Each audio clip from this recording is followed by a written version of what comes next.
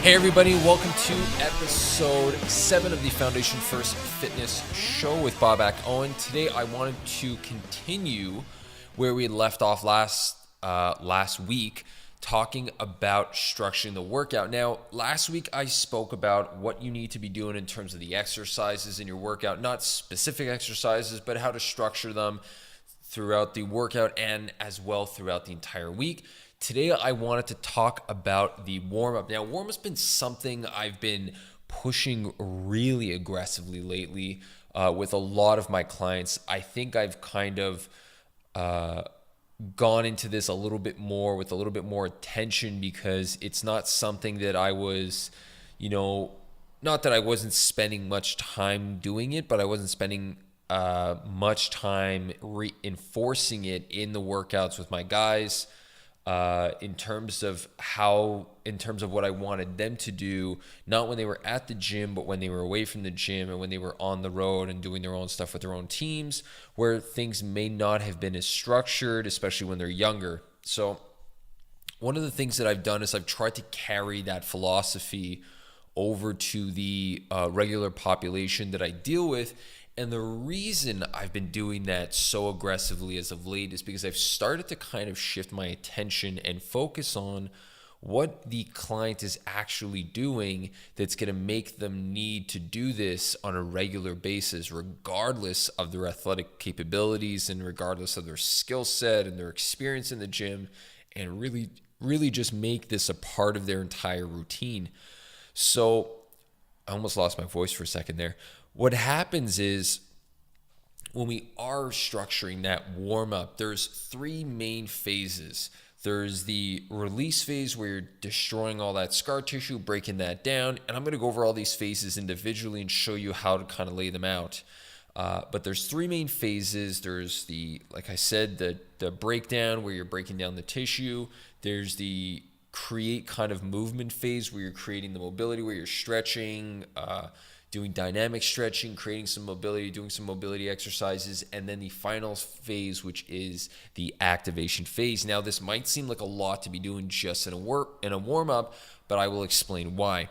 Now, the reason warm-ups is so important and such a crucial and impactful part of the entire workout is that it's really just trying to put our body in the right position to be loading it at that level. Now, a lot of us don't really think about how we are throughout our day, and the reason for that is because we don't think of what we do throughout our day as actual physical activity.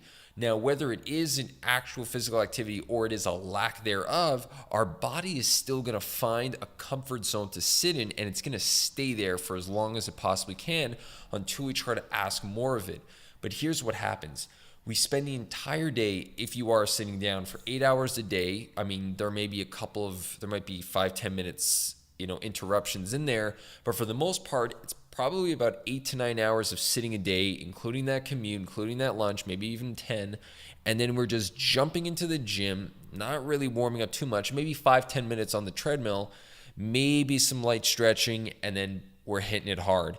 And the reason that's really, really, really bad for us is because we've gone from not moving at all to demanding more than our body is normally used to handling on a very regular basis. And especially if we're doing it at the end of the day when our body is already somewhat fatigued. So we're mentally fatigued, we're physically probably a little bit more fatigued, and then we're just demanding at the last second, all right, let's just go all out.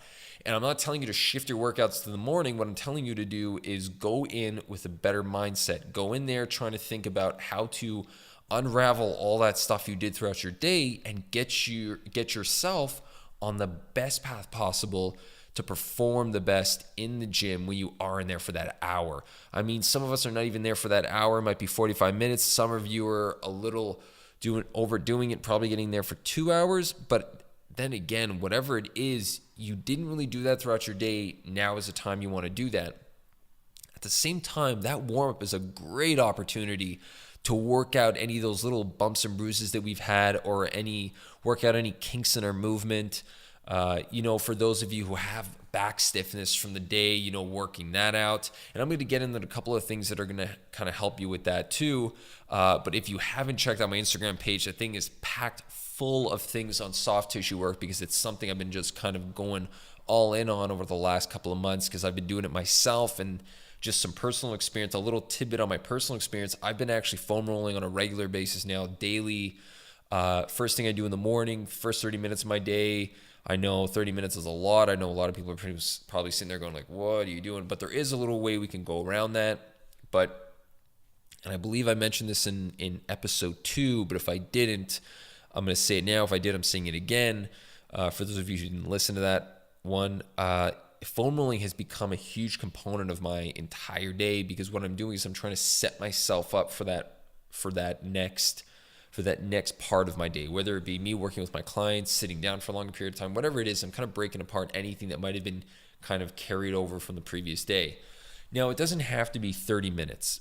It doesn't really have to be that long. What it does have to be concentrated on something that you need to work on. So even if you're doing this right before the workout, the first component of your warm-up is going to be that breakdown of the tissue, breakdown of that scar tissue. So when you go to the gym, first thing, foam roll, soft tissue work, tissue quality. That is the first thing you need to do. Before you do anything else, right there. I mean, obviously change, but the first thing you need to do is get yourself on that roller, get yourself on those lacrosse balls, get yourself on that stick, and just start working out all that scar tissue, working out that tissue, get that tissue quality right up to where it needs to be. Once you've done that, your body is going to be a lot more forgiving in terms of what you're going to be doing with it afterwards. It's also going to be able to perform a lot better because you're going to have undone so many different things. Now, when you are doing that soft tissue work, if you have more time, spend more time, because the rule I'm about to tell you doesn't always hold true, especially when it's done too often. If you are short on time, focusing on that foam rolling and spending 80% of that small amount of time you have, 80% of that time on the big problem areas, on that top 20% problematic areas. Okay, so if your quads are your problem, let's say quads or pecs are your problem, for the 80% of that time, for the majority of the time you have allocated towards foam rolling in your warm-up, 80% of it is going towards the 20% top most impactful parts of your body that need it the most. The next 20%, whatever else you can get. I wouldn't recommend doing that too often, because then you're going to be falling into that missing some major pieces where you might be kind of skipping over a little piece of muscle that you didn't know needed work, and it might need more work. So once you've done that, I feel like I'm losing my voice. It doesn't sound like it is, but I'm just going to keep going because I think it's going pretty well right now. But once we've done that, and once we focused on getting that first portion of our warm-up done, the next thing is mobility. Now, mobility is an interesting term because a lot of us discuss it, and it's kind of, I don't know if it's as in as it was 3-4 years ago, but mobility about 3-4 years ago was the only thing everyone was talking about. And it was really interesting to talk to people about that, because mobility became basically stretching, but through different movement patterns. So mobility is essentially just your body's ability to move through space in specific patterns. So you're trying to create the opportunity for mobility. You're not actually creating mobility.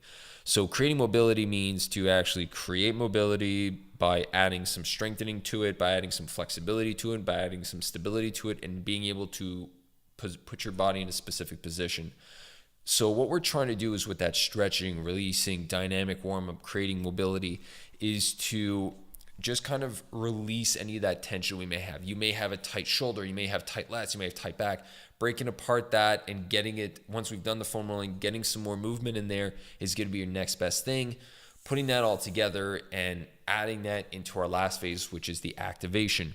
Now, I wouldn't recommend ending on that dynamic warm-up or the stretching or the mobility. I wouldn't end on it. I would end on an activation. The reason for that is that we've just released all the tissue, put ourselves in the right position, and then from that right position, now we're just jumping in our workout, but we haven't we've done that. We've created some movement, and then we're not putting ourselves in that right position, and then we're jumping into that workout, where once we've created that movement after the mobility portion or the stretching mobility, we want to activate ourselves, we want to activate the key muscles, but in the position we need them to be in. So you want your core to be in the right position. You want your hips to be working properly, because we don't just want to release those muscles and then not reactivate them, because then they're just not going to work.